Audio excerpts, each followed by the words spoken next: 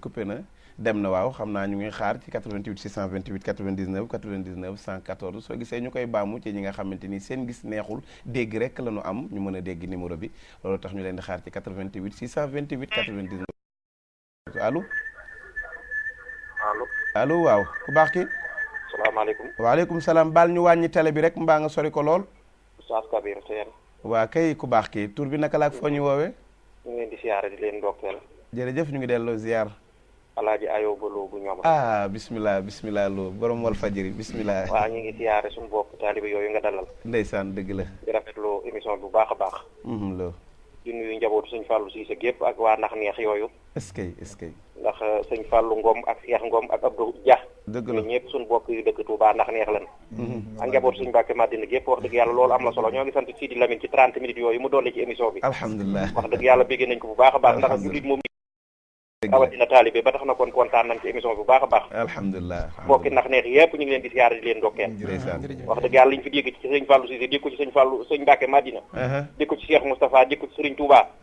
doy na sëkk bu fi yemoon sax mu neex. wallaay dëgg la loolu. yàlla fay leen te guddal seen fan te wéral seen i cër. amiin waay amiin te dolli leen jàmm ak xéewal te barkeel yëngu yëpp nag. amiin waay. te defar mbir yëpp te faj aajo yëpp te yombal xëdd yi ak ndogu yi. te def ci poos gi dara. amiin jërë ngeen jëf wasalaam. jërëjëf yow de jar ngay ndokkeel bu baax. wallaay dëgg la. seg jàpp wal faji rek yeneen sax léeg-léeg nga dem sax ci yeneen télé tey wallaay dëgg la nam cey duggee wallaay nunu bàyyi xel la loolu rek moo tax sax ma yëkkati sax dugg ci rafet na waaw rafet na ndeysaan dañ ko ràññi lool jërëjëf ndeysaan kooku nekkoon ñoom rek nuy bëgg lool bu baax ci moom di bëgg ci waa Louga yi suñu mbokk Louga yi ñu ngi leen ziar bu baax Ama Sarr bu suñu bàyyi Demba Sarr ca Louga ñu ngi koy ziar Thierno Bachir Mountaga Daha bu Cheikh El Hadj Oumar Fouti ca Louga ñu ngi koy ziar bu baax a baax di ziar waa Ngaay yëpp fàttewuñu leen waa Ndar kazalika suñu mbokk waalo yi ñu ngi leen di ziar bu baax xam naa ni incha allahu daañu ñëw ñoom ñëpp allo ku baax ki allo waaw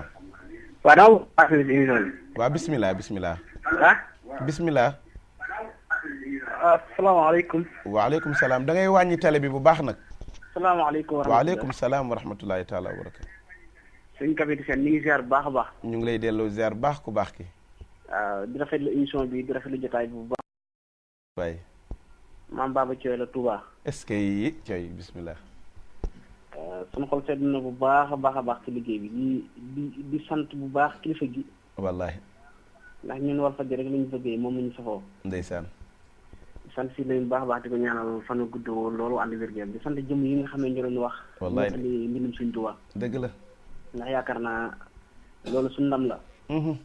di la gërëm yow it di la gërëm yow it bu baax a baax ndax di leen sa liggéey depuis bi nga ko tàmbalee ba léegi. jërëjëf.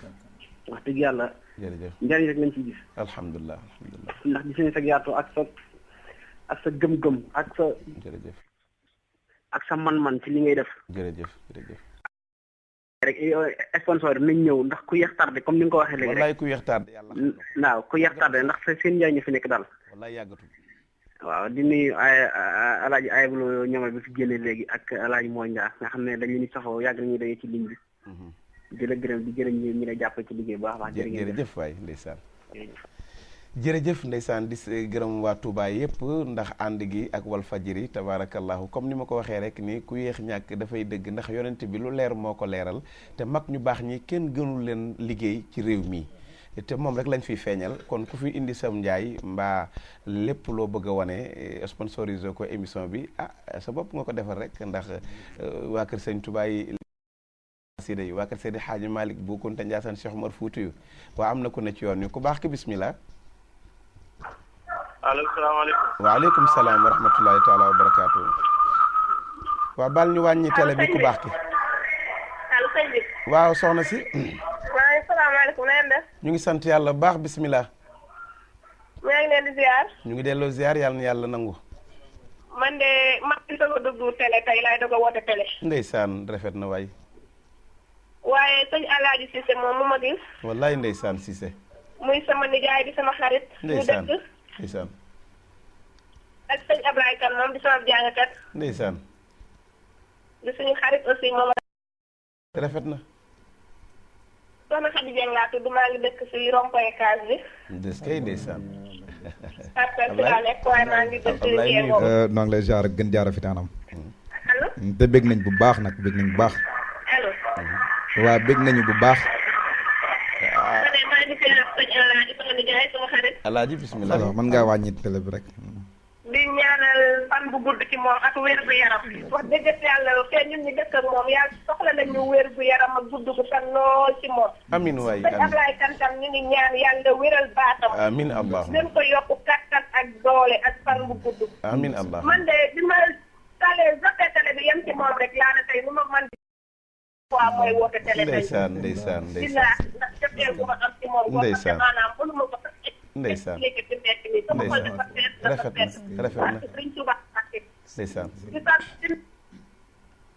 ndeysaan muy soxna Khady Ñang nekk ca Khady Dieng nekk ci rond-point Case ba fa tabarakallahu nuy bekk lool ci kàddu yi xolam fees na xam naa mënut a yeggale sax wax ji di wax ni xam naa ni li ñu dese ci waxtu wi daanaka jeex na tàkk de lañ ñu mayoon jeex na de mbokk yi allo Cheikh Tidiane dafa mel ni lañ ñu mayoon jeex na de wala dafa am keneen ko fi nekk ci ligne bi muy dernier auditeur waaw ñu def ko ñu jël kooku dernier auditeur bi rek def tàggoo bu dul tàggoo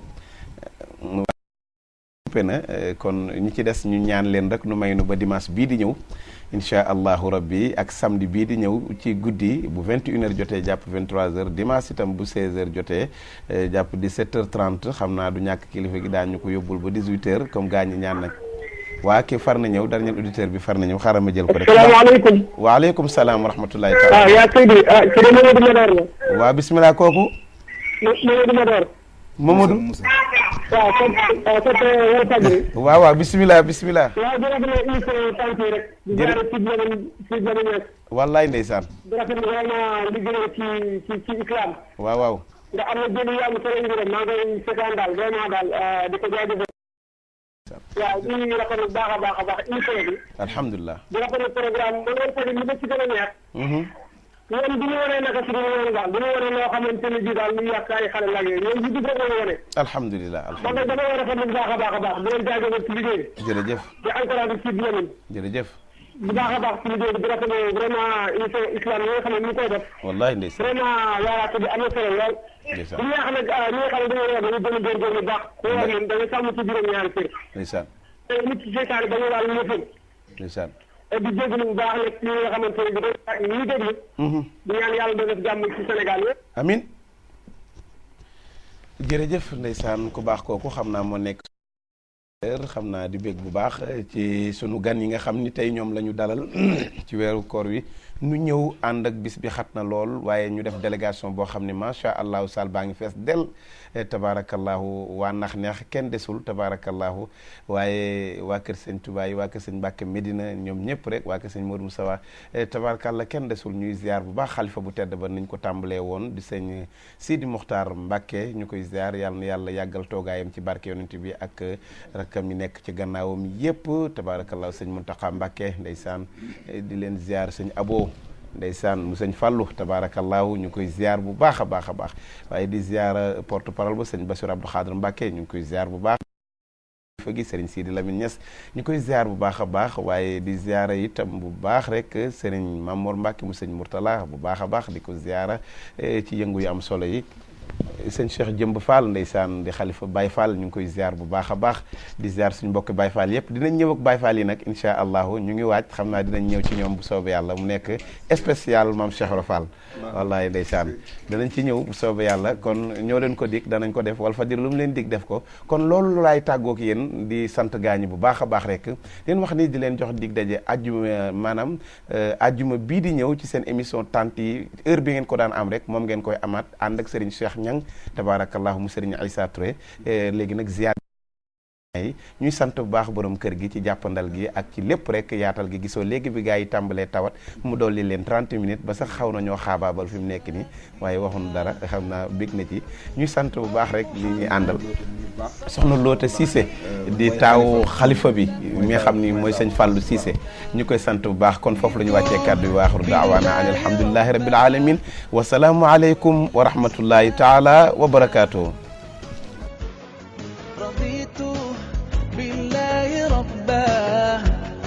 وبالإسلام دينا وبمحمد رضيت بالله ربا الإسلام دينا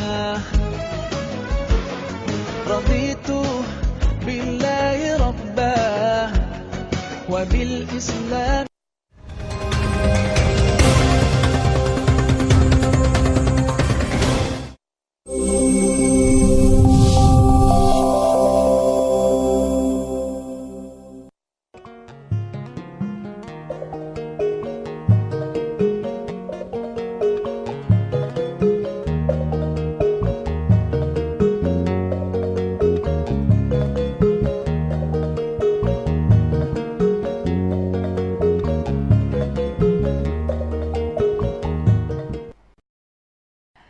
jërë ngeen jëfati seen ànd ak programme Walf TV Walf FM ni ñu koy amalee talaata bu jot dellu si waat nañ ci seen émission keppaar gi benn waxtu nag ñu fas yéene waxtaane ponk boo xam ni mooy actualité muy mbirum élection locale yi ñu am fi gan mu yaay sociologue Ali Khoudia Diaw li ñu fas yéene waxtaane nag mu jëm ci askan bi wàllu koom gi rawatina ñi nga xam ne ñooy laaj gox-goxaan yi ak li askan wi xaar ci ñoom waaye tamit biñ koy def campagne bi coow li bari lool te ba ñu yeggee ca wat bi ñu bari ci askan wi wuy ji wuñu ndax dañoo joxatul fula ñi ñu yaakaar ñoo leen yoral seen gox dañ leen a beddi wala sax dafa am ber boo xam ne dañ leen ko def lépp nag bala ñoo sori dañuy nuyu Ali Khoudia Diaw ñu teg suñu élément doog a dugg ci waaj ak tool.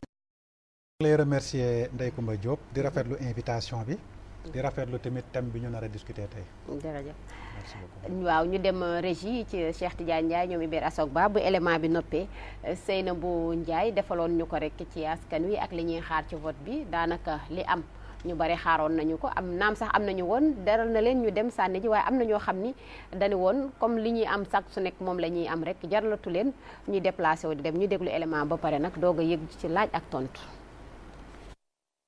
tu rek des ci njeextalub campagne électorale bi jamono ji nag ñu toll ci def bilan bi candidat yi nga xamante ne ñoo war a jongante ci élection gox-goxaan yi ñu nar a amal dimanche gi ñu dëgmal amoon nañu fukki de nag dagañ baatu askan woowule ñoom ci seenu boor mu mel ni mbir yi fi jot a xew da leen a dépassé.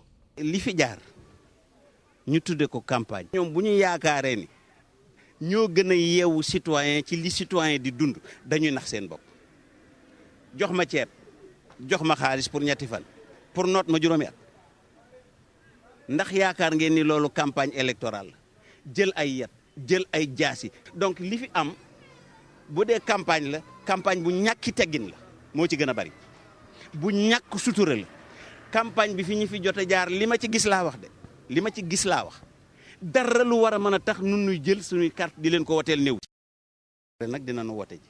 ay jigéen bëri woon na ci bile campagne lu ni mel nag mu mel ni dalalul benn yoon xelu askan wi.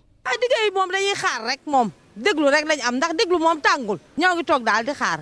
ñu ngi ñuy dig di ñu promettre ay liggéey jàppale jigéen ñi mais ñoo ngi xool daal ndax jour voté ba moom incha allah dinañ dem xool ki nga xamante ne moo ñu doy ñu sànni ko suñu carte. kenn ci ñu ñu dajeel moom li mu sàkku rek mooy ku ci nekk dem wote waaye ñu amal ko ci jàmm. nañu fexe ba nga xam ne rek ñu def lépp ci jàmm ak salaam te borom kër yi wax ak seen ay doom ñu toog jàpp si yàlla ñi war a dem vote ji si jàmm ak salaam ñu ñëw bu ñu délibéré tamit ku ci nekk tamit def fair play.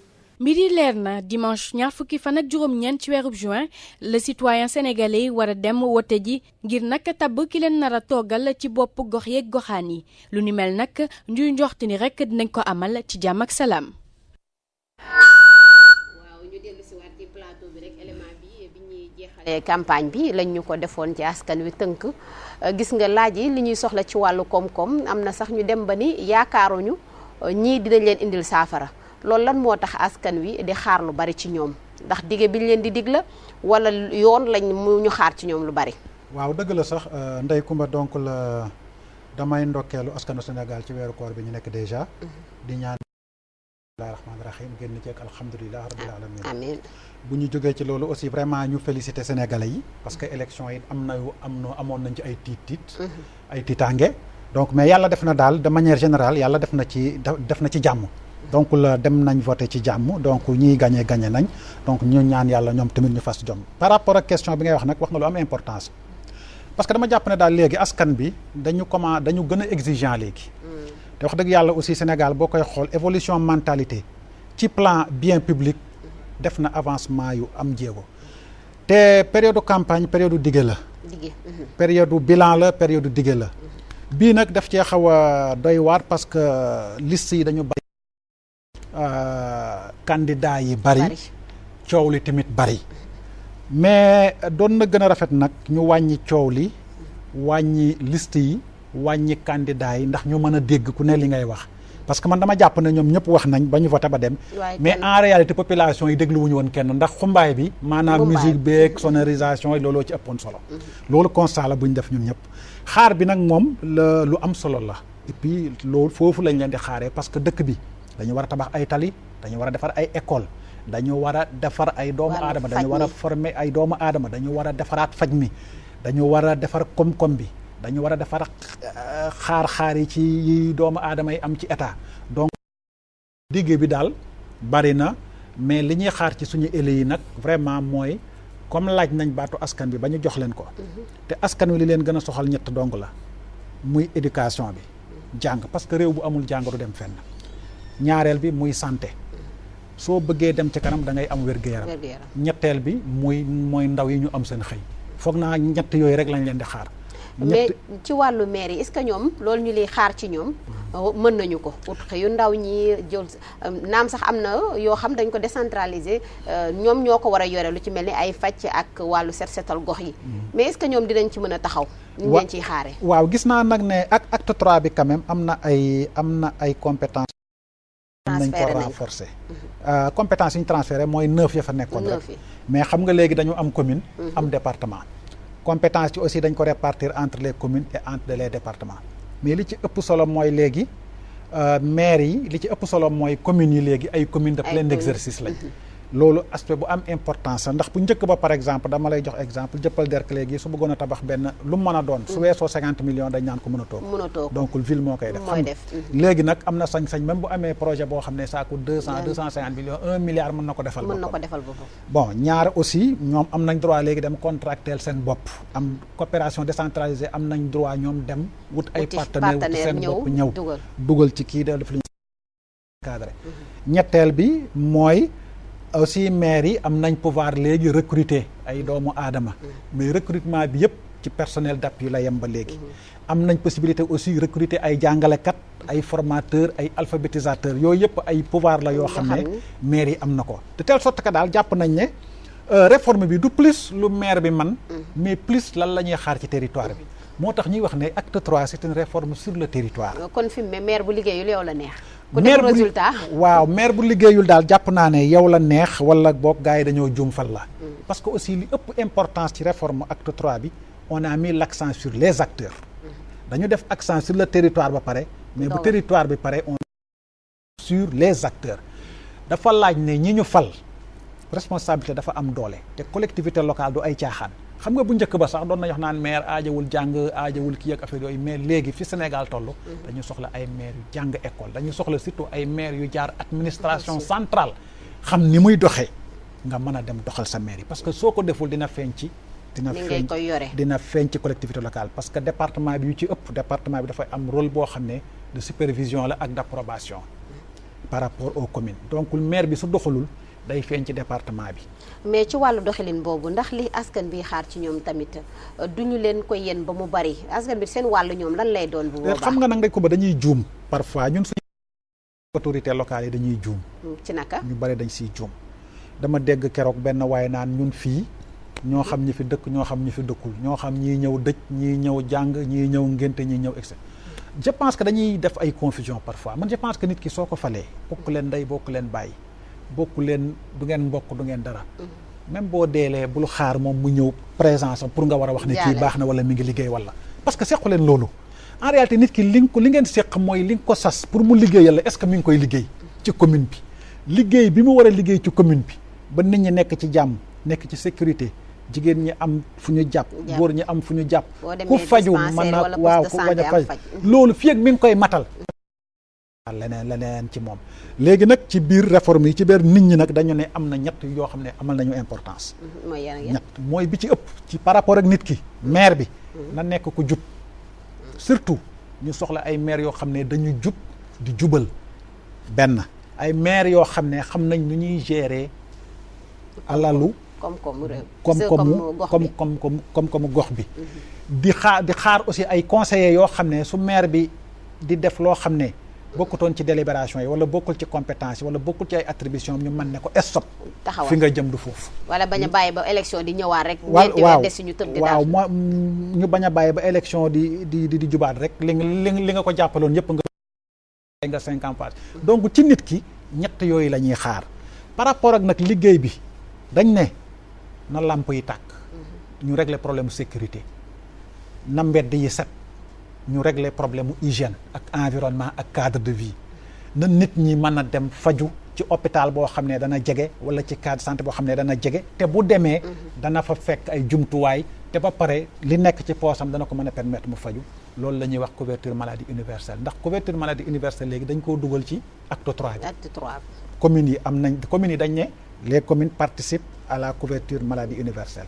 Les départements aussi participent à la couverture médicale universelle. est-ce que ni ñu ko waxee ne souvent noonu lay demee bu ñu demee ci poste de santé mi. waaw xam nga loolu nag beneen politique la boo gisee couverture maladie universelle dafa am ay volets yu bari bi ci njëkk mooy dañ ne na accessible parce que nit ki bu naree fekkee dafa feebar nar a jóg dox 10-20 kilomètres pour jot hôpital. pour dem moom couverture bi amalu ko njariñ. ndax amul fu mu dem. dañ ne bu doxee 500 mètres gën kaa néew 1 kilomètre. na gis fu ñu ko fajee.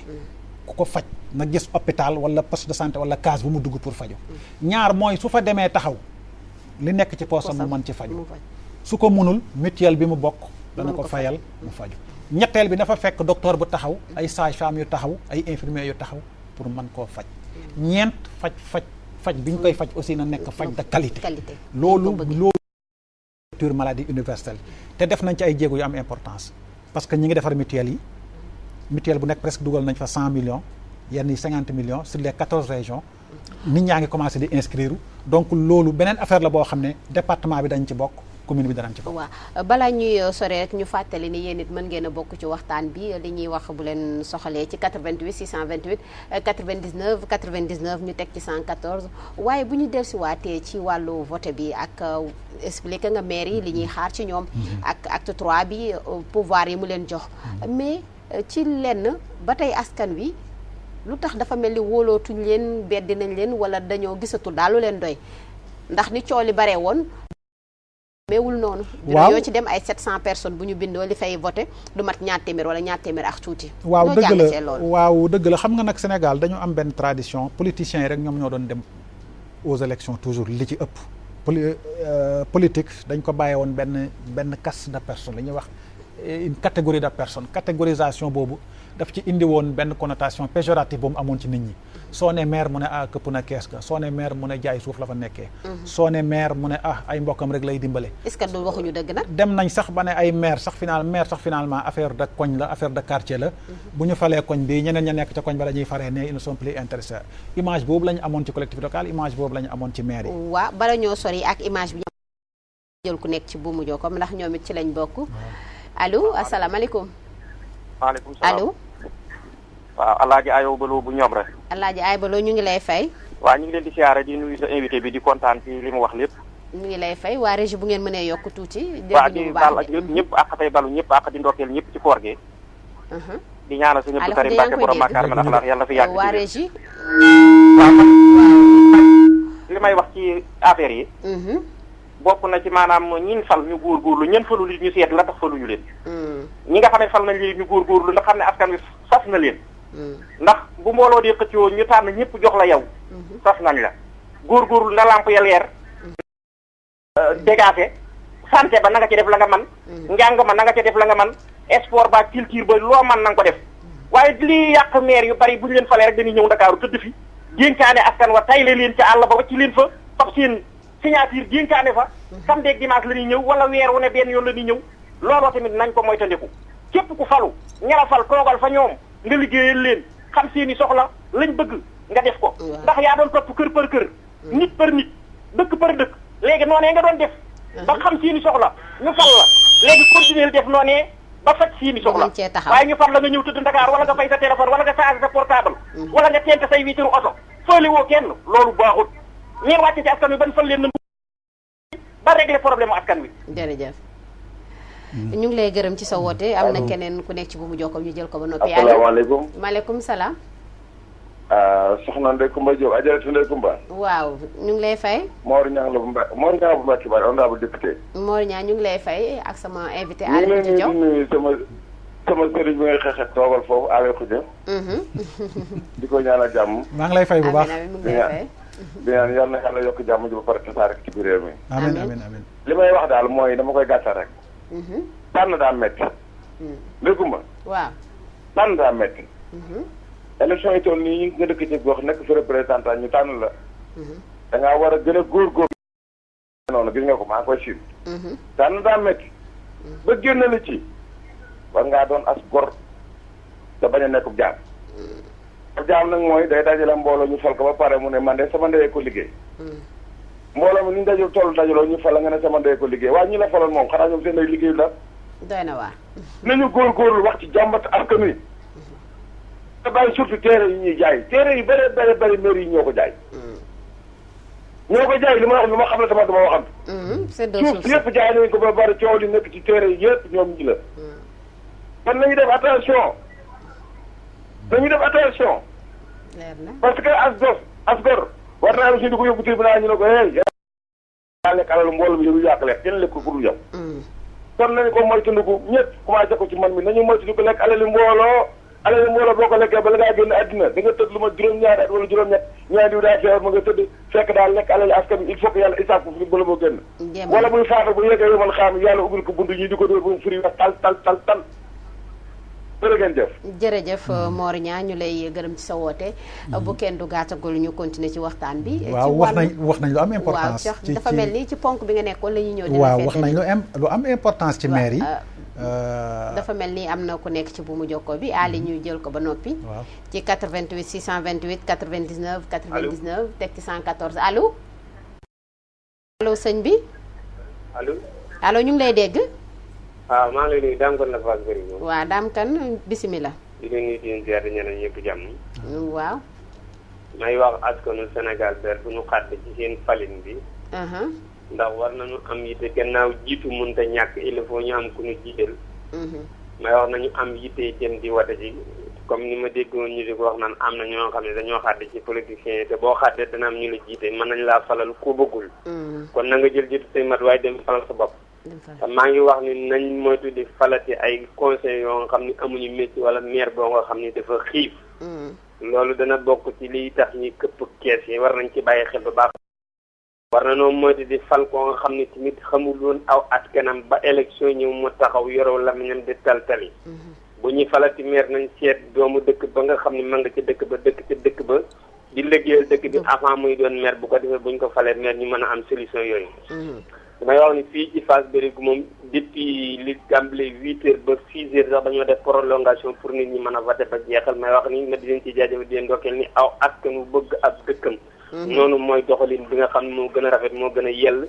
bu ko defee bu ëllëgee lu ñuy wax ci dëkk ba lu tëggul ci yoon nga mën caa teg sa baaraam loolu rek laa moom li ma jox di leen jaajëfal asalaamaaleykum wa rahmatulah taala wa barakaatuh. jërëjëf Dame Kane ci woote bi Aly Khoudia ci ponk yi nga nekkoon. dañoo ñëwoon mel ni yéen a ko bokk. waaw gis-gis bi benn la wax dëgg yàlla jamono yi ñu weesu ñun askan wi amuñu woon lu ñu neex ci maire yi ñu jiite. te loolu dëgg la te xam nga foo koy xamee mooy gis nga fu mel ne Dakar par exemple. xam nga Dakar nit ñi d'accord ñu woon ak seen maire. mooy xool 19 communes d'arrondissement yëpp population ñi ci kontaan. ci seen maire bariwul. mais xam nga politique ndeysaan li mu yàq dafay bari. day bari léegi gis nga ni ñu defaree liste yi. maire commune d'arrondissement yëpp dem bootu ci ginnaaw Khalifa Sall. ci ginnaaw Khalifa lañ bootu. attention maire yi ñu fal Dakar fii bu ñu yaakaar ne ñoom ñoo tax population yi fal leen de. seen bilan falu leen du seen. loolu foog naa bu ñu tëddee nelaw yaakaar ne ma xam ne ñii door nañ seen loxo de du seen bilan moo tax population yi fal leen mais ñàkk pexe la. parce que nit ñi au moins xëy na xool nañ Khalifa li mu liggéey ñu bëgg a votel Khalifa. te liste yi dañ ne pour nga votel Khalifa. da nga voté foofu da nga votel maire bi. loolu kese la on n'est pas dupe. on n'est pas dupe ñun ci secteur bi lañ ne ci milieu bi nañ ne. fuy dox xam nañ fuy dox xamuñu waaw man maa ngi dugg sama presque 20 ans de décentralisation. waaw moom laay jàngale moom laay pratiquer. donc ñun xam nañ li fi xew. mais lii politique moo ko indi. lii politique moo ko indi. kon politique gi toujours day gàllankoor. koom-koomu askan wi. oui parce que bii nii bàyyiwuñu askan bi mu tànn ki mu bëgg a voter. anam bi ñu leen teg jur lii. anam bii ñu tegee moom moo jur lii soo bëggee voter Khalifa da nga voter Barthélémy Dias wala nga voter Doudou Issa Niass Fale wala nga voter Moussa Sy. loolu rek la léegi ñàkk pexe bëgg nga Khalifa bëgg nga koo voter nga sànni ngir ñàkk pexe mais ñoom bu ñu yaakaar ne seen bilan moo leen teg foofu parce que aussi dafa ñu nañ wax affaire yi ni mu nekkee. beneen affaire bi mooy acte 3 dafa laaj compétence u nit ki ci boppam ki ñuy jiite moom war na am compétence yu tax mu mën a conduire politique gu ville bi parce que buñ ne réforme sur le territoire da ngay yow maire bi foog nga am xarañ goo xam ne yow di nga xam sa territoire yan possibilité la am sa territoire d'abord yan possibilité la am fan lay taxawee lan la attan lan mooy ay avantage am lan mooy ay contrainte am nga dem ci ay avantage am nga renforcer foofu parce que acte 3 bi dañ ci génnee 6 pôles de développement la donc yow en tant que maire foo mën a nekk war nga xam yow war nga am xarañte bu xam yow sa territoire yan capacité la am yan avantage la am yan contrainte am pour nga mën a dem soo ko amul c'est parce que yow donc jiitu nga te di nga gàllankoor li nekk sa xale dem daal dina leen jafe dem bi dina la jafe attention c'est une réforme sur la compétence sur les acteurs benn wax naa la ko ensuite c'est une réforme maintenant sur la gouvernance locale parce que nit ñi léegi danañ la contrôler day metti nit ñi léegi danañ la contrôler foo teg bant foo jëndee bi ñu ni fala nit ñi léegi danañ la contrôler ñu jël ki ci ligne bi ba noppi doog a jàll ci contrôle bi am ci diggante askan wi ak ki nga xam ne moom la ñuy fal am na ko nekk ci bu mu jokko bi allo oui waaw salaamaaleykum maaleykum salaam maa ngi lay ziar waaye ñoo ngi nangu ziar Tukulóoru Baay la acca Tukulóoru Baay yow la ñuy déglu aywa maa ngi nuyu sëñ Ali maa ngi lay fay sëñ Ali Khoudia waaw Ali Khoudia maa ngi lay nuyu bu baax maa ngi lay fay bu baax waaw def li mu wax sànq ni am na loo xam ne maa moom déggoo wuñ ci bokk maa moom gis-gis mooy ci lan mooy comme li mu wax ne ku bëgg a woteel Khalifa foog nga woteel Barthélémy wala nga woteel keneen ñoom ñu bokkoon seen mouvement bi xam nga lu tax fii Ngor seen maire sortant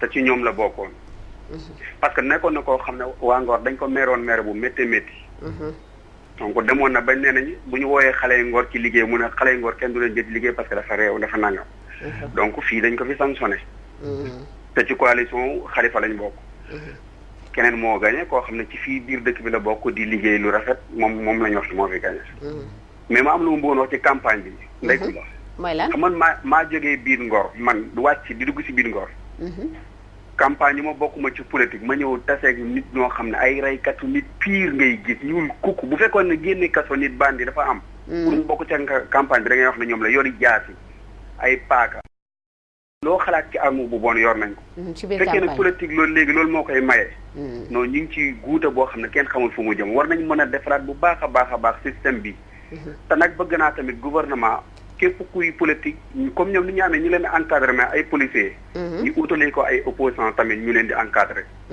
parce que. ligne bi dagg na Tukulóoru Baay waaw mi ngi doon wax lu am solo. mu ñëw la yeggale. waaw mais aussi ma rectifier ko. waaw attention ndax am na fu mu àndeewul ak yow ci wàllu falin bi. ci Khalifa Sall ak maire yi nga ni. nekku seen bilan moo leen jàllale. mais Khalifa lañ bëggoon a voté ndax seen. gox man ak moom déggante wuñu waa leeralal ko kon. moom ki muy wax. Samba Bathily Diallo la sama xarit la xam naa ko boobu PDS la bokk mu tànn Khalifa moom boppam la demal te il y a de cela 5 ans ku la waxoon ne la Samba Bathily dina dellusiwaat doo ko gëm Samba Bathily Diallo demoon na ba bu wootee réunion xale yi yat la ñuy téye ne réunion dafay am bokk naa ak moom benn débat Canal Info en 2009 ñu pare 1 heure di xeex ba 4 heures du matin parce que waa Ngor ñoo ko fa fekk xeex ak moom ñu tëj boobu parenthèse donc attention waay Samba Bathily Diallo àndutoon woon ak taxawu Ndakaaru waaw comme foofu leer na voilà ñu tëj parenthèse boobu bañ cee xaabaabal te dellu ci suñu acte 3 ak contrôle bi nga xam ni askan wi fas yéene nañ ko ci ñu fal voilà donc dama doon wax léegi ne il n'est plus question ñu bàyyi maire bi muy def lu ko neex parce que gis nga fan yi yëpp muy waa RADDHO muy waa Forum Civil ñëpp ñi ngi defar ay session de formation population yi nekk dans les communes ci contrôle budgétaire ak ci gouvernance locale léegi population yi am na ci ñoo xam ne am nañ xarañ goo xam ne à tout moment mën nañ contrôler li maire di def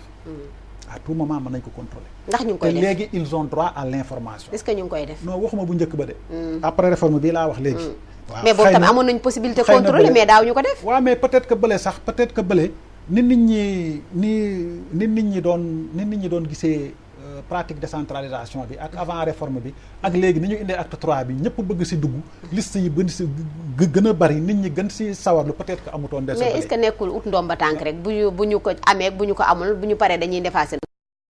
su fekkee ne loolu la ci dugal moom doo fa yàgg parce que doo fa am njëriñ.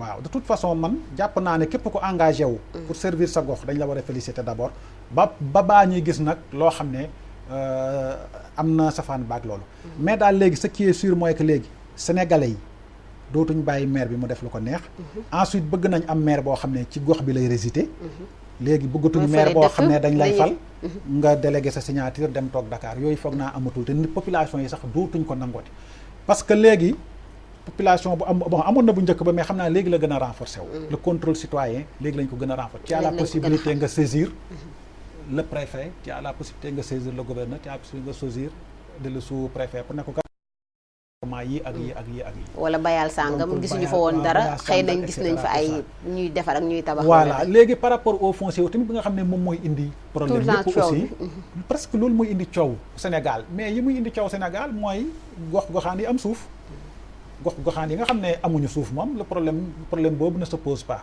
mais c'est que daf di am aussi ay confusion yoo xam ne doon nañ ko def di ko defaat bu njëkk ba pour les communautés rurales ñooñu amoon nañ droit délibéré affecté ay terres mais comme les communautés rurales amatul léegi commune moo am te commune pour nga délibéré foog nga dem commission commission bi le rapporteur et le secrétaire c'est le chef de l'urbanisme c'est lui le rapporteur kan moo koy approuvé c'est le préfet donc maire bi nag moom mooy président commission bi mais léegi daal waaw non maire bi rek maire bi kese waaw maire bi rek conseiller sax du ñu bokk ci commission bi membre ya cay bokk c'est fixé par décret donc ce qui fait que léegi daal outils yi gën nañu am outils yoo xam ne bu population bi taxawee écart yañ doon constaté foog naa léegi écart yooyu mën dina wàññeeku waa ci ponk bi ngi doon waxtaan sànq te jotoo ci woon xuus torop ñu am ay appel mooy wàllu askan wi ni ñu néewee ci vote yi coow bi mu àndaloon waaye bi ñu demee ci cëppaandaw la ñu wax gis ñu bari daal joxuñu ko fulla ndax ay juróom ñaar téeméer fu ñu bindu woon ñi voté dañu mat ñaar téeméer ak juróom fukk loolu tamit taux bi faible na trop waaw xam nga déjà dañoo beddi ñi politique wala non xam nga déjà gëmuñu woon politiciens yi benn parce que njombe bu fi am en matière de gestion rek presque ñoom la waaye bi passé société civile ñi dugg bari na bi passé ñu gis ne société civile bi ñu ci dugg bari na trop moo tax sax mu indi liste yu bari yi donc benn liste yi population bi ci boppam pour mu retrouver wu ci liste yi problème la d'abord loolu daf ko indil confusion ñaar mu am violence bu grave boo xam ne amoon na ci campagne bi te kenn xamutoon à quoi cela peut bien servir waaw lan la mën a jëriñ violence bi et cetera loolu tax na aussi ñenn ci population yi xaw a ragal ne peut-être le jour du scrutin xeex mën na faa am ba ñàkk bakkan am fa ñetteel bi mooy bruit bi dafa bari bruit bi ci naka xumbeel bi musique ñoom ñëpp sono bu ngande di wër dëkk bi mu mel ni doo wax programme doo wax dara waaw ñu jël balaa ñuy jàll ci xumbeel bi ak programme yi ñu jël ki nekk ci bu mu jokko ba noppi allo waaw salaamaaleykum maaleykum salaam waaw Aliou Khoudia laa bëggoon laaj rek budget mairie bi. waaw Aliou Khoudia parce que budget bi dañ ci yaara bu ñu paree maire ba nekk milliardaire mais askan wi moom du ci gis seen bopp ci budget bi ni muy toll. dégguma bu baax budget maire bi ni muy toll maire. waaw budget bi waaw. ni ñu koy doxalee. waaw yow da gis ci budget bi ni muy bare xaalis bi ni muy bare mais boo xoolee askan wi ak environnement après bu ñu nee la maire bi budget bi la am nga wër ko doo gis benn réalisation par rapport ak milliards yi ngay dégg ci maire bi. waaw yow jàngal ka wala du ma. kay moom la. voilà mooy laaj budget bi ni mu toll quoi budget mairie parce que mairie de la ville xam nga budget day bëri. boo ko nag mairie commune ak président commune rurale parce que ñoom seen ñoom commune rurale moom affaire suuf lañu yor ñooñu moom lu jëm suuf ñoo ko jaay. ñoo ko jaay. wérante waa nga fa bëri ba bëgg a dee laa la wax diggante sàngal kam ba ngay dem ñaxiraat coow laa nga na fa kur ci ay këri jaamur yoo xam ne dañu ko jaay lu ma juróomi nit naka la nit di mën a yore benn papier lu ma juróomi nit ñu jaay ko loolu tamit bëgg naa mu leeral ma ci gannaaw xam moom yoroon na ci géré woon na ci dara benn këyit nu ko undal kumba yore ñu yor këyit yu jaay ko ñetti nit ba ñeent ak signature yu valable fan la war a signature yu war a nga leeral ma ko tuddi alaaji kii ma xëjëj ak moom waaw dëgg la maa ngi lay remercier sëñ waaye xam nga budget moom munoo wax ne budget commune bi fii lay toll budget prévision la rek man nga ne kat 2015 bëgg naa budget 1 milliard bul neex sax nga ne 2 milliards yaa xam mais boo taxawee nag pour confectionner ko nag ci ngay xam say possibilité li nga mën fi nga mën a egg ak fi nga mën a egg. waaw est-ce que ñoom loolu tamit du jur coow ndax askan bu ñu yaakaaree ni 1 milliard ñu xaar lu bari ñu gis tuuti. waaw moo tax nag information baax dama lay jox exemple mairie Dakar par exemple dañ naan la budget 2014 bi ñi ngi ci 45 xaw ma 50 milliards waaw te pourtant bu ñu dawalee ba exercice bi jeex li ñuy exécuter dépense 26 milliards la donc le budget ay prévision rek la ay prévision la boo demee Bambilor dama dégg sama xarit Ngeen Diop mu daal ne en 2015 on aura un budget de 1 milliard foofu moom c'est que dafa ñeme rek dafa ñeme ne man mën naa am budget de 1 milliard mais commune a priori munoo xam ne commune bee dina am budget de 200 milliards bee dina am 300 millions et cetera kon ñoom ñoo dugal seen bopp léegi nag li ci ëpp mooy ñun ay Ali leeralal foofu kon maire yi xëcc lu bari ñoo dugal seen bopp bu askan wi gisul dara joxañ leen baaraam déedéet da ngay def ay prévision rek nga ne par exemple éducation bi fii prévoir naa tabax ñetti école wala ñetti salle de classe waaw boo ko waxee te xam nga ne yow doo ko am tamit nag du jur leneen léegi nag moo tax ñuy wax toujours budget bi budget réaliste waaw réaliste boobu parce que s'il n'est pas réaliste bu eggee ca préfet ba du ko approuver moo tax foofu la rôle préfet yi di ñëwee boo indee budget boo xam ne c'est pas réaliste dañ la koy delloo ne la non budget bi c'est pas réaliste parce que daaw say recette lii la woon daaw jéeg lii la woon donc ren mënooy am fukki dërëm di wax li jëm ba juróom fukk voilà mi ngi noonu donc loolu budget la daal bon budget prévision la daal waaw ñu jël ki ci ligne bi am na keneen kuy woote allo oui allo waaw sëñ bi fooy wootee maa dellu si Tukulóoru Baay waaw dafa dagoon sànq waaw dafa dagoon sànq ba pare mu ma tontu mais foofu dama koy leeralal fii ma wax Ngor la Ngor waaw maire sortant bi dafa génn ne du posé candidat am mais dafa dem jàppale ku ñuy wax jibi ñu tuddee seen bos xam nga ñoom taxawu Ndakaar la Xalifa tuddee ñoom ñu def ko joowal Ngor waaw kooku moom laa lay wax Xalifa ñoom la àndaloon mais dafa daanu waxuma fële Wakaam fii Ngor laa wax kon déggante ngeen yaakaar naa leer na ok Tukulóoru Baay merci beaucoup léegi par rapport ak Sangalkam bi mu doon laaj effectivement xam nga Dakar région de Dakar li tax côté boobu bëri coow foofu rek moo fa desee suuf bon léegi nag te temps yooyu aussi communauté rurale la woon communauté rurale bu Sangalkam léegi communauté rurale bi moom bu conseil bi réuniré am nañ possibilité délibéré affecté wala désaffecté am nañ possibilité aussi signer ay protocole d'accord ak les propriétaires mais nag foofu bëri na coow effectivement bëri na coow parce que bon foofu rek moo fa desoon suuf ci Dakar bon te aussi vraiment gestion bi aussi donc mën nañu wax ne amoon na ay rëq-rëq yu si am donc lu bëri na ay rëq-rëq ba pare 33 villages yoo xam ne bon convoitise bi dafa bëri woon foofu ñëpp daw wutal si fa te xam nga muy promoteurs yi muy ñeneen ñi bon du ñëppay jub xëy na conseil bi moom dina délibéré li mu war a délibéré ma dem mais bu eggee ca loxoy ki nga xam ne moom moo yor délibération mën na jël këyitam jaay ko juróomi nit ku nekk mu defal la photocopie ak acte de vente jox la léegi yow boo ñëwee taxaw doone Ndey Kumba moo ma jaay da nga naan déedéet président ba PCR ba la du moom moo la jaay donc bari na ci yu mel noonu ak ay confusion yoo xam ne réeroo daal lay nekk yoo xam ne réeroo la ak ay confusion man nag yàlla daf ma dimbale man ba ma fa demee parce que man la tudd man administration moo ma fa yóbbu woon man du politique administration moo ma fa yóbbu woon man agent de l'état laa du ma agent Ablaye Wade wala Macky Sall wala man agent de l'état laa man état laay liggéeyal état moo ma fa yóbbu woon bi ma fi état yóbbul aussi def na man lii ngay def ak lii ak lii ak lii ba ma ca demee tamit ca laa yem waaw mu ngi mel ni docteur bu ñu yebal ca hôpital ba mi ngi noonu bokk vraiment leer na yaakaar naa mais nag li mu wax nag dëgg la bëri na coow trop te foofu aussi nag war nañ ko xoolaat waaw liñ ñu cëraloon ci waxtu mu ngi jeex nga tàggatoo waaw maa ngi tàggatoo donc di remercier émission bi di wax ne ñi ñu fal bu ñu am la grosse tête nañ xam ne ñi leen fal gënuñu leen ensuite nañ ñëw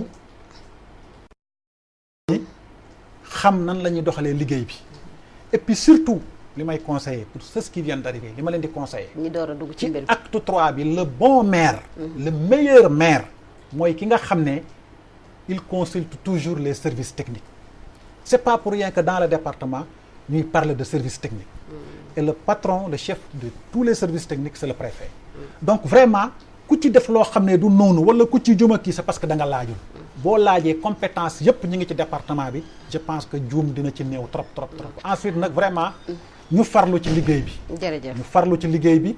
ensuite vraiment ñu ànd ak tamit ngor goo xam ne alalu askan bi nañ ko sàmm te xam ne alalu ñëpp la.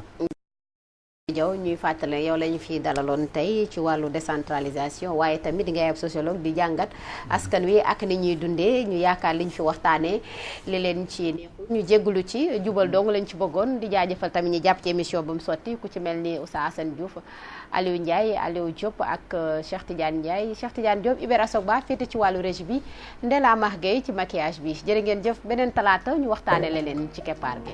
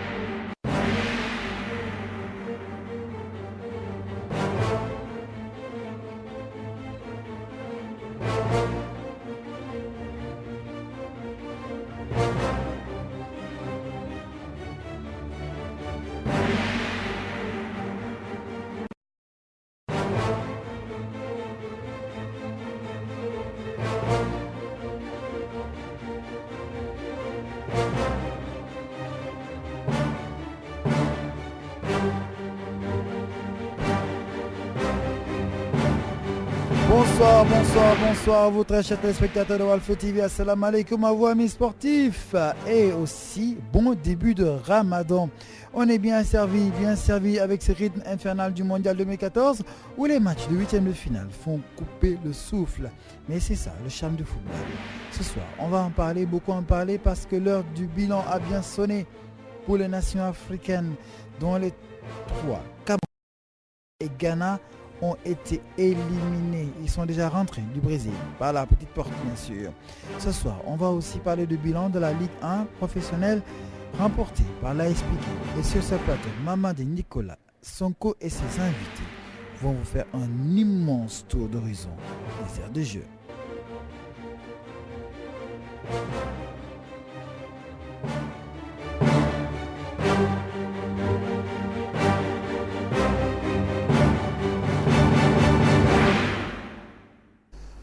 Merci Iber Asogba. C'est sûr qu'on est sur deux fronts parce que de l'autre côté, il y a le match Algérie-Allemagne. Allemagne-Algérie en cours. On est partout. On va continuer à vous donner ces résultats en attendant de voir ce que ça va donner parce qu'actuellement, c'est le seul espoir du football africain au Mondial 2014. Nigeria tantôt a été battu. C'est 0 but. On suit toujours ces 0 but partout par la complicité d'Assane, bien sûr.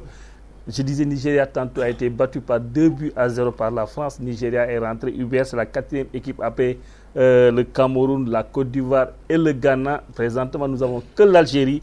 Ce soir, Hubert l'a dit tantôt, on va tirer le bilan de la participation des Africains parce que déjà, on peut bien parler de bilan parce que même si l'Algérie on souhaite que l'Algérie passe devant l'Allemagne, il est bien présent qu'on fasse le comportement noté des Africains. Est-ce que c'est un bon comportement pour une équipe qui veut faire je ne sais pas, aller très loin possible en Coupe du Monde ou pas? On va discuter avec mes invités. Mes invités, c'est bien sûr Abdoulaye Thiam, qui est un confrère de Sud Quotidien. Bonsoir Abdoulaye. Et juste à sa gauche, nous avons Pape Lamindour. Pape Lamindour, qui est un habitué des RDG. Bonsoir Pape. Oui, bonsoir Nicolas. À ma gauche, il y a Demba Varor, un habitué des RDG. Demba Varor, comment tu vas? Bonsoir. Ça va, et bien sûr mon frère et complice Assane Sène.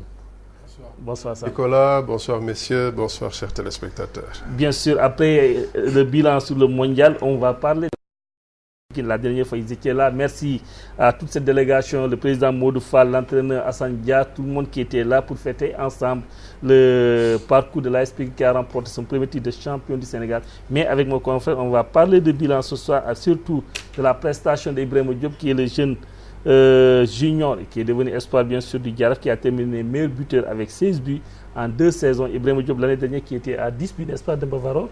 Et cette fois, c'est la confirmation avec 16 buts. Et bien entendu, en début de saison, Ibrahima Diop avait dit qu'il allait terminer, il souhaitait terminer comme meilleur buteur. Il l'a réalisé. On va parler de ce jeune.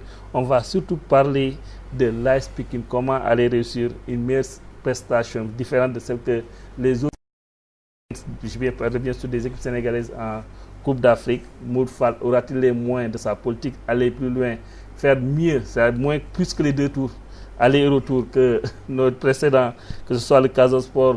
Dernièrement, c'était Djambar, ont brillé par, je sais pas, l'errance, je dirais, entre guillemets. Modou Fall aura-t-il ses moyens? On va en parler ce soir. Et ce soir, surtout, on va parler de la Coupe de la Ligue qui se jouera le dimanche. Tantôt, le tirage a été effectué le dimanche. Ce soir, avec Ablaye Thiam. Ablaye Thiam, je commence par toi. Nigeria, out. Out en huitième de finale. Nigeria, c'est en 94, c'était au même stade avec la génération des Amokachi, etc. Finidi, éliminé en 8e de finale. Nigeria, en 98, a été éliminé en 8e de finale. Je pense bien que c'était contre Danemark, 4 buts à 1. Et ce soir, Nigeria, 2 buts à 0 contre la France, sort de la compétition. Le 4e pays éliminé en attendant bien sûr le résultat de l'Algérie contre l'Allemagne. Oui, si on parle du Nigeria sur ce plan-là, effectivement, il y a un bout d'inachevé parce que, nonobstant les joueurs qui composent cette sélection-là, elle est championne d'Afrique, mais le Nigeria n'a jamais réussi à atteindre les finales. C'est dommage qu'ils sont tombés aujourd'hui sur une équipe française, même si sur le plan du jeu, en tout cas jusqu'à la 60e minute, les Nigérians ont tenu bon. Ils étaient très bien rentrés dans cette rencontre. Malheureusement, il y a toujours quelque chose qui manquait au niveau de la finition. Et c'est dans les 30 dernières minutes qu'ils ont complètement craqué, et qu'ils ont pris 2 buts. C'est un peu dommage. Même si cette sélection nigériane qui est partie pour la Coupe du Monde 2014 est quand même différente des autres sélections. Le Nigeria a toujours eu une équipe composée de vedettes, de très grands joueurs, de renom et tout. Cette fois-ci, c'est une équipe relativement jeune, même s'il y a encore Yobo qui est là. Même, je rappelle encore que le 2e but, je crois que c'est lui-même qui l'a marqué. C'est lui qui a marqué contre son camp. Il disposait d'un très bon gardien, mais bon, leur parcours, ce qu'on attendait d'eux, effectivement, c'était ça. C'est au moins de franchir le premier tour. Ils l'ont fait. C'est au moins de franchir le premier tour, ils l'ont fait. Ils sont arrivés jusqu'en 8e de finale. Ils ont été éliminés par une équipe française. Mais c'est intéressant quand même parce que pour la première fois, l'Afrique a réussi à avoir 2 équipes en huitième de finale. C'est intéressant qu'on ait 2 équipes. Ouais. Mais Hassan, il a dit par rapport au rythme, ils ont craqué après les 60-70 dernières minutes. Et là, je pense que c'est le paradoxe. On s'attendait au moins que les Français qui jouent, je ne sais pas, je ne dirais pas une première fois, à 13h, et les équipes africaines, on dirait qu'on est habitué à jouer sous la chaleur, que les Nigériens craquent. Je ne sais pas, au profit des Français, je ne sais pas, tout au contraire des Français. Mais je ne sais pas trop, Nicolas. Je pense qu'il faut aussi tenir compte du dernier match en phase de poule, parce que le Nigeria a bataillé dur contre une équipe argentine. Ils ont dû laisser beaucoup de force là-bas, alors que la France a eu la latitude de faire tourner son effectif. Ouais. Comme on l'a dit off antenne tout à l'heure, Cabaye a eu 9 jours de repos. A eu beaucoup plus de fraîcheur. Et le Nigeria, ses armes sur cette partie, c'était tout de suite imprimer cet impact physique qui allait détruire la France. On a vu une équipe française très prudente, à la limite même qui s'est fait presque bouger par cette équipe nigériane. Malheureusement, ils n'ont pas su profiter de leur temps fort. Mais ce n'était pas évident que les Nigérians soient plus frais que les Français. La preuve, quand on est arrivé au-delà de l'heure de jeu, des 65 minutes, et ils ont montré quelques difficultés. Et ce qui est très rare qui n'arrive pas, c'est une grossière faute de Enyama, qui était toujours là pour colmater les brèches. C'est lui qui fait la grossière faute, qui ramène très loin. Hein. Ça, il faut reconnaître, comme Ablaye l'a dit. Sur cette partie, moi, je pense que, honnêtement, ils sont quand même sorti avec les honneurs. Eux, ils peuvent sortir la tête haute. Sur le bilan que tu vas faire entre les autres qui sont partis, entre eux qui sont sortis tout de suite, et la première période qu'on a vue de l'Algérie, je pense qu'on aura 2 bilans qui seront pas les mêmes. Mais Keshi a eu le mérite de bâtir une équipe solidaire, jeune, une sélection. C'était plus le truc des stars où les grosses têtes. Okocha faisait comme il voulait. Tout à fait. Kanou était un peu plus comme ça. Mais il y a eu une bonne constellation de jeunes qui ont faim et qui ont normalement là dans 4 ans encore. Dans 4 ans. Moussa, très jeune, mais très talentueux. Emenike, tout ça dans 4 ans avec un peu plus de maturité dans des championnats plus huppés. Et si encore on laisse Keshi mettre sa poigne, ce qui est d'actualité maintenant, c'est les managers qui sont les patrons. Il y a un parcours pour le Nigeria, bien sûr, Hassan. Pape Lamine, d'autres aspects, est-ce que sécher une séance d'entraînement le jeudi n'a pas joué, il n'y a pas eu d'impact sur l'équipe nigérienne? Forcément. Je pense que c'était de bonne guerre parce qu'il savait qu'il leur restait un seul match dans la compétition. Donc je pense que c'était le bon timing pour réclamer le prime. Sécher un entraînement, ça se passe partout dans le monde, dans les clubs, il y a tout. C'est-à-dire c'est la manière dont on gère ces questions-là qui posent problème en Afrique.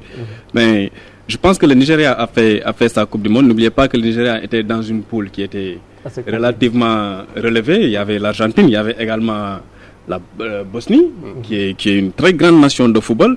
Le Nigeria est parvenu à sous-estimer l'Iran, mais en parcours, on a compris que l'Iran, c'est une grande équipe. Le Nigeria est parvenu à sortir de ce pool avec une défaite, je dirais, une défaite magnifique contre l'Argentine, un gros match. Je pense que le Nigeria a fait son mondial, mais quand même, il faut revoir le management des équipes africaines. Comment gérer ces équipes africaines à l'aune international. Parce que je pense que c'est seulement dans les sélections africaines qu'on a entendu ces problèmes de primes. Il n'y en a pas en Europe. Si je vois les joueurs bosniens qui reversent leurs primes à des sans-abri, à des sinistrés, ça veut dire beaucoup de choses. Alors que pendant ce temps, l'Afrique crie pour qu'on leur paye leur argent. C'est de bonne guerre, c'est leur argent. Il faut qu'on les reverse ça parce qu'une qualification en Coupe du Monde, il y a des retombées financières extraordinaires. C'est entre 5 milliards et 6 milliards. Donc les joueurs ont leur part du gâteau.